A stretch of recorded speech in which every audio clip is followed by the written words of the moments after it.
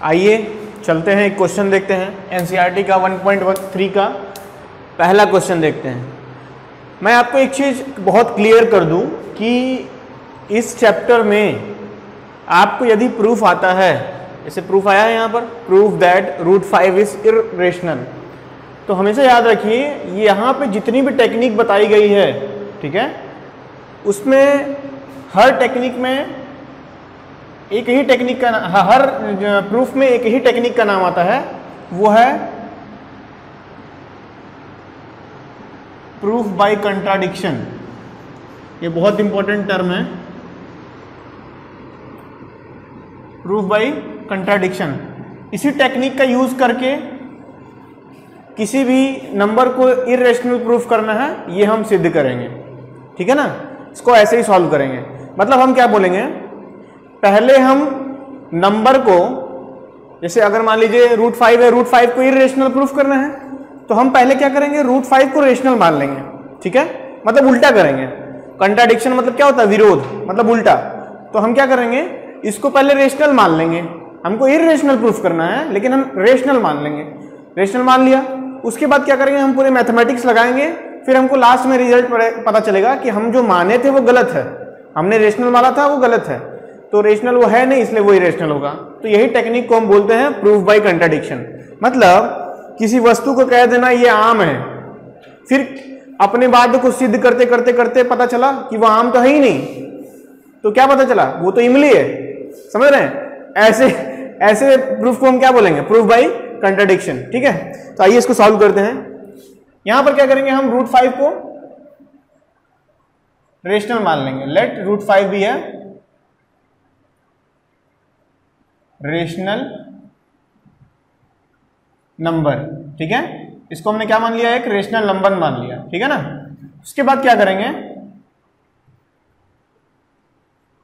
उसके बाद इसका क्या मतलब हुआ, √5 को हम किसी x/y के फॉर्मेट में लिख सकते हैं, where y is not equal to 0 and x and y are को प्राइम।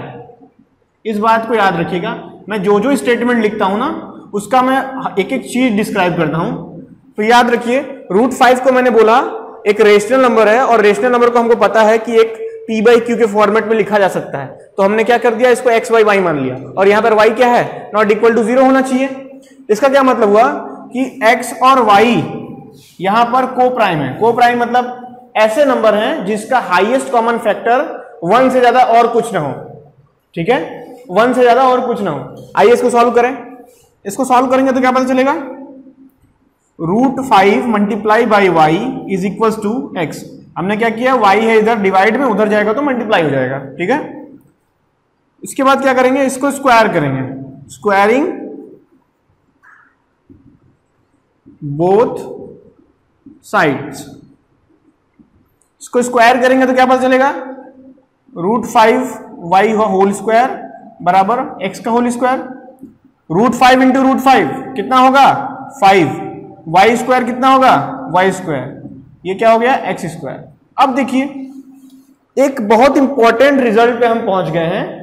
इसमें क्या कह रहा है, y square is equal to x square. इसका क्या मतलब हुआ कि y जो है वो x स्क्वायर को डिवाइड कर रहा है, ठीक है। इसका ये मतलब हुआ, मैं अगर कहूं 5 गुणे 3 बराबर 15, समझिएगा बात को, तो इसका क्या मतलब हुआ कि 5 15 को डिवाइड कर रहा है।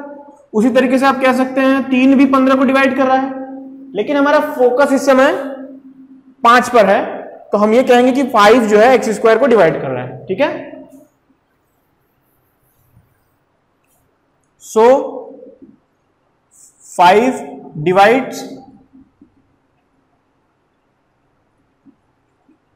x square.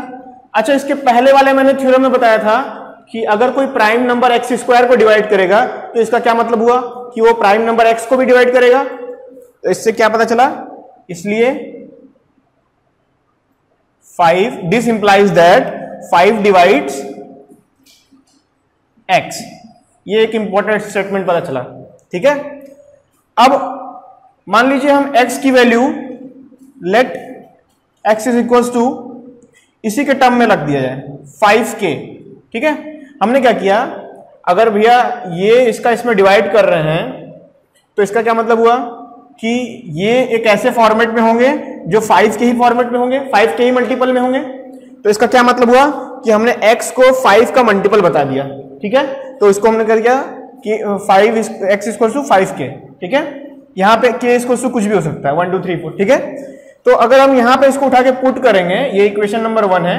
ठीक है, इसको सॉल्व करिए, पुट इन इक्वेशन 1, इसमें पुट करिएगा तो कितना आएगा, यह आएगा 5y² = x, 5k²। इसका क्या मतलब हुआ, 5y² =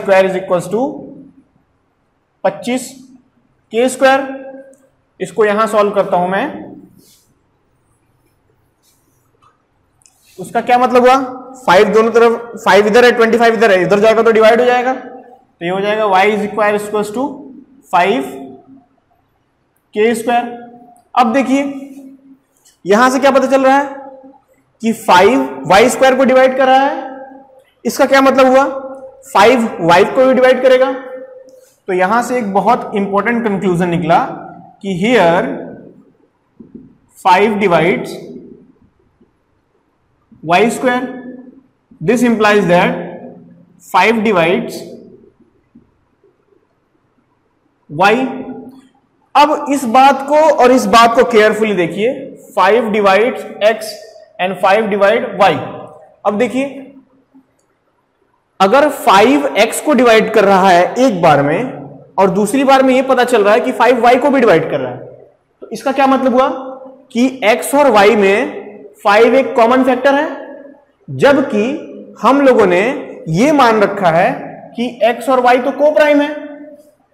बात को एकदम बढ़िया समझिए, मैं कह रहा हूं कि x और y को प्राइम है। को प्राइम का मतलब ऐसे नंबर जिनका कोई भी कॉमन फैक्टर 1 के अलावा हो ही ना, जैसे 2/3 हो या 4/5 हो, ऐसा कुछ हो। जैसे 2/3 में कोई कॉमन है, कुछ है ही नहीं, 1 ही कॉमन है केवल।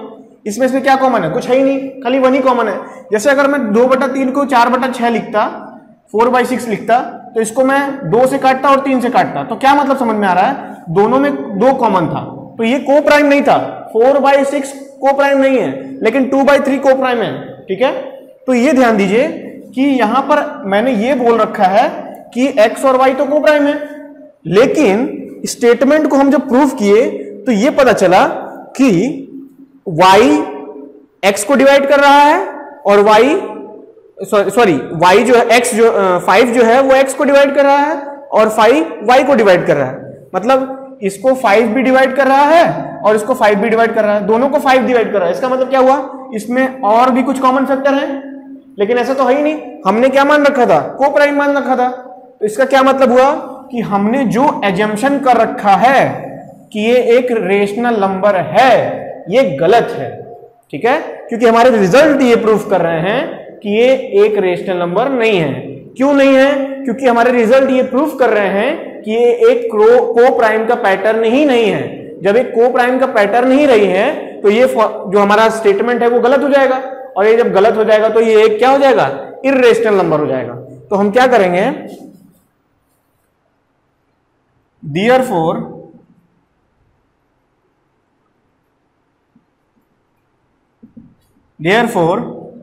क्योंकि x एंड y आर को प्राइम,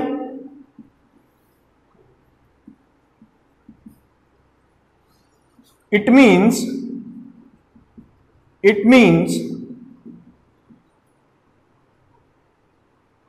it contradict, ये क्या करता है, कंट्राडिक्ट करता है। कंट्राडिक्ट मतलब विरोध करता है, contradict the fact that √5 is irrational. ये बहुत ही इंपॉर्टेंट तरीका है, इसी तरीके को हम बोलते हैं प्रूफ बाय कंट्राडिक्शन मेथड। ये बहुत ही इंपॉर्टेंट मेथड है। तो इससे क्या पता चला, इसलिए हेंस √5 इज इर्रेशनल, सॉरी यहां पर मैंने गलत लिख दिया, फैक्ट दैट √5 इज रेशनल, इसलिए √5 इज इर्रेशनल। मतलब मैंने मान रखा था ना कि √5 एक रेशनल है, मैंने आपको पहले ही बताया है कि हम क्या करेंगे, उल्टा करेंगे। जब हमको इर्रेशनल प्रूफ करना है तो हम पहले इसको रेशनल मान लेंगे, और रेशनल मान लेंगे तो इससे क्या पता चलेगा, हम अपने ही फैक्ट को प्रूफ करने में लगे हुए हैं, लेकिन हमको बाद में ये पता चलता है जो हम लोग कर रहे हैं वो गलत कर रहे हैं। तो हम क्या निर्णय निकालेंगे कि हमने जो मान रखा है वो गलत मान रखा है। जैसे इसका मैं एकदम रियल लाइफ एग्जांपल दूं, कभी कभी क्या होता है कि कुछ बात हम लोग को समझ में नहीं आती है, हो सकती है वो बात गलत हो, लेकिन हमारे माता पिता को वो बात सही समझ में आती है। तो हमारे माता पिता हमें कुछ और समझाते हैं, हम समझते कुछ और है। तो हम क्या करते हैं, अपनी ही बात को साबित करने के लिए झूठ पे झूठ गलत बोलते रहते हैं। लेकिन फाइनली कुछ समय के बाद हमें ये रियलाइज होता है, अरे यार हमने बहुत झूठ बोल दिया। ठीक है, तो इससे क्या पता चलता है कि हम अपनी सच्चाई पे पहुंच जाते हैं। ठीक है, तो इससे क्या पता चला है कि आप जो बोल रहे थे वो भी झूठ था, ये आपको खुद को पता चल गया। तो इससे आप कहां चले गए, आप एक सच्चाई पे चले गए। ये इसका रियल लाइफ बैलेंस है। ठीक है, पिछले क्वेश्चन को देखने के बाद आइए हम चलते हैं अगले क्वेश्चन में। एक क्वेश्चन मैंने कराया है। अच्छा, एक चीज और मैं बता दूं, अगर पिछला वाला क्वेश्चन मैंने जो बताया है वैसा ही क्वेश्चन एग्जाम में आता है, और अगर वो 4 नंबर में आता है तो आप उसको वैसे ही करिएगा जैसे मैंने बताया है। ठीक है, और अगर वैसा ही क्वेश्चन छोटे नंबर में आता है, जैसे ये सब क्वेश्चन देखा जाए तो ये सब छोटे नंबर में आएंगे, जैसे 2 नंबर में आ गए। ठीक है, तो इनको कैसे करेंगे, आइए एक शॉर्टकट तरीका बताता हूं। ये भी सेम टेक्निक को फॉलो करेगा, टेक्निक हमारी नहीं बदलने वाली है। टेक्निक क्या है, प्रूफ बाय कंट्राडिक्शन। ये टेक्निक हमारी नहीं बदलेगी, हम लोग विरोधाभास की टेक्निक को यूज करेंगे। पहले अपनी बात को कुछ बोलेंगे, फिर पता चलेगा कि वो सब बात हमारी गलत थी, तो हमको क्या पता चलेगा, सही बात का पता चलेगा। तो इसको हम क्या कहते हैं, कंट्राडिक्शन की टेक्निक। ठीक है, आइए इसको सॉल्व करते हैं पहले क्वेश्चन को। तो ये क्वेश्चन नंबर 3 का पहला वाला है। ठीक है, तो इसमें कह रहा है 1/√2 को आपको क्या प्रूफ करना है, इर्रेशनल प्रूफ करना है। तो क्या करेंगे, लेट 1/√2 इज रेशनल नंबर।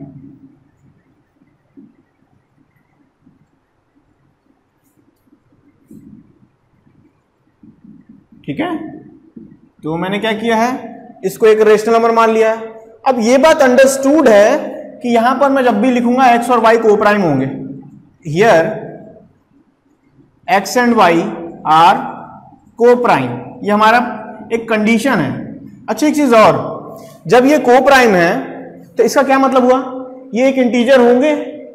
मैं क्या कह रहा हूं, को प्राइम है तो ये इंटीजर तो निश्चित होंगे। इसका ये एंड, यहां आप एक चीज और लिख लीजिए, हेंस, या ऐसे लिख दीजिए, सो दे आर इंटीजर, वो इंटीजर भी हैं। समझ रहे हैं, x/y एक को प्राइम नंबर है, तो इसका क्या मतलब हुआ, x और y, ठीक है, एक इंटीजर भी है। यहां पर जो दे है, ये दे किसके लिए यूज हुआ है, x एंड y के लिए यूज हुआ। ठीक है, ये इंटीजर है। अब आपको बात समझना है कि अगर इसको मैं रीअरेंज करूं, इस इक्वेशन को रीअरेंज करूं, इक्वेशन 1 मान लीजिए, रीअरेंजिंग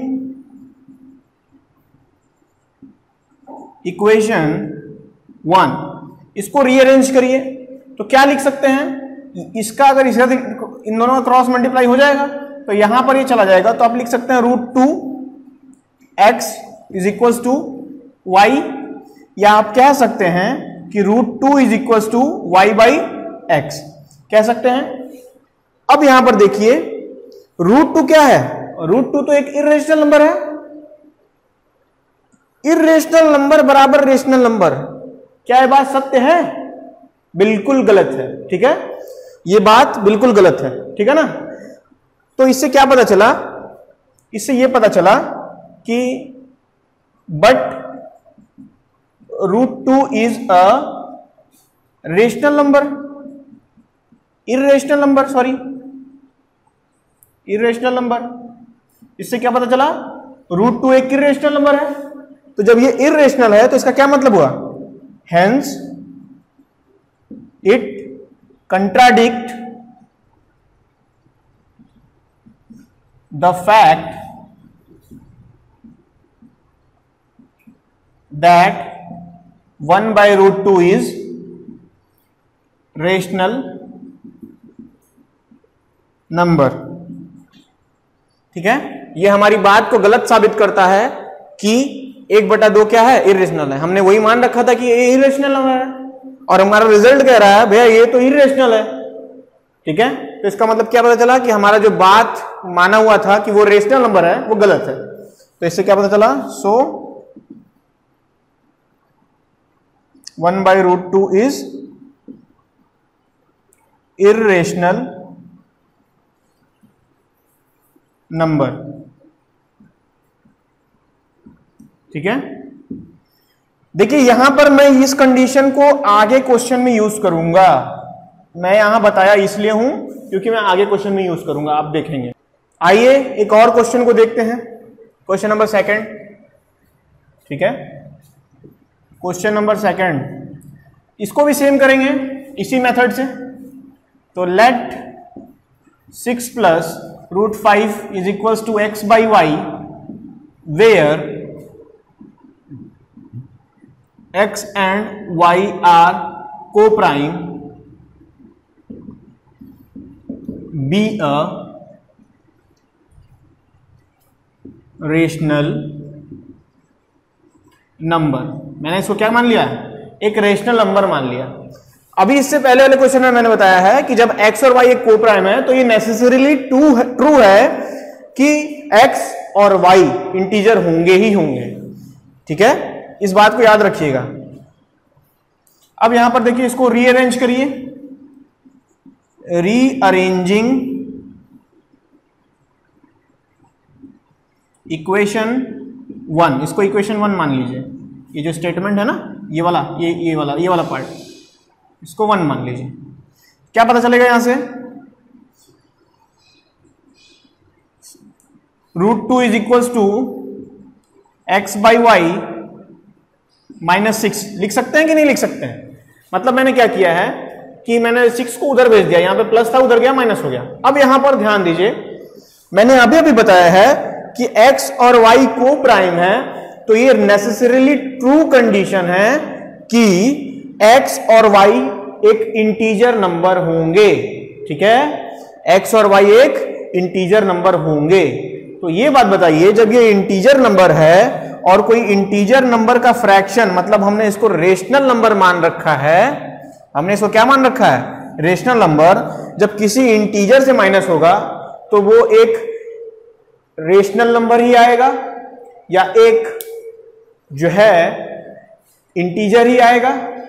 ठीक है, तो यहां से क्या पता चला, देखिए x और y में से, x/y में से अगर 6 माइनस होगा तो वो हमेशा क्या आएगा, रेशनल नंबर आएगा। ठीक है, क्यों रेशनल नंबर आएगा, क्योंकि x और y एक इंटीजर नंबर है। ठीक है, सो यहां इस तरह से लिख लीजिए, क्योंकि x and y are integer, इसलिए x/y -6 is a rational number. ये तो हमारे स्टेटमेंट का ही राज है। हमारे स्टेटमेंट का तो राज यही है ना कि हमने एक नंबर को रेशनल नंबर मान लिया था और हमने ये बता दिया था कि x और y एक कोप्राइम है और x और y एक इंटीजर, जाहिर सी बात होगा ही होगा। तो वही हमने आगे भी फॉलो किया हुआ है कि x/y -6 इज रेशनल नंबर है। ठीक है, अब यहां पर ध्यान दीजिए, √2 एक इरेशनल नंबर है, जबकि हमारा जो रिजल्ट आ रहा है वो रेशनल नंबर आ रहा है। देखिए रिजल्ट हमारा क्या आया है, एक रेशनल नंबर आया है। तो इससे क्या पता चला, बट इट कंट्राडिक्ट, देखिए ये बराबर ये है, रेशनल नंबर बराबर इरेशनल नंबर, तो ये गलत हो गया ना। यही तो हमारी प्रूफ बाय कंट्राडिक्शन टेक्निक है। तो but it contradict the fact that √2 is an irrational number। ठीक है, hence इससे क्या पता चला, 6, our assumption is correct, sorry, our assumption is wrong, our assumption is wrong, इसलिए एंड 6 + √2 इज इरेशनल नंबर। ठीक है, तो ये मैंने 3 क्वेश्चन बताए हैं, एक थ्योरम बताया है, थ्योरम के बाद 3 क्वेश्चन बताए हैं। उम्मीद करता हूं इससे आपको बहुत सारे कंसेप्ट पता चले होंगे। अगर आपको इस वीडियो से लाभ होता है तो इस वीडियो को और भी लोगों को शेयर करिए ताकि उनको भी लाभ हो। चैनल से बिल्कुल जुड़े रहिए और जो भी क्वेश्चन अब एनसीईआरटी का पूछा हुआ है उसको खुद से ट्राई करिए। नहीं आता है तो हमारे टेलीग्राम चैनल पे पोस्ट करिए। ठीक है, हमारे टेलीग्राम चैनल का लिंक मैं डिस्क्रिप्शन में डाल दूंगा। सब्सक्राइब करिए, शेयर करिए। Thank you.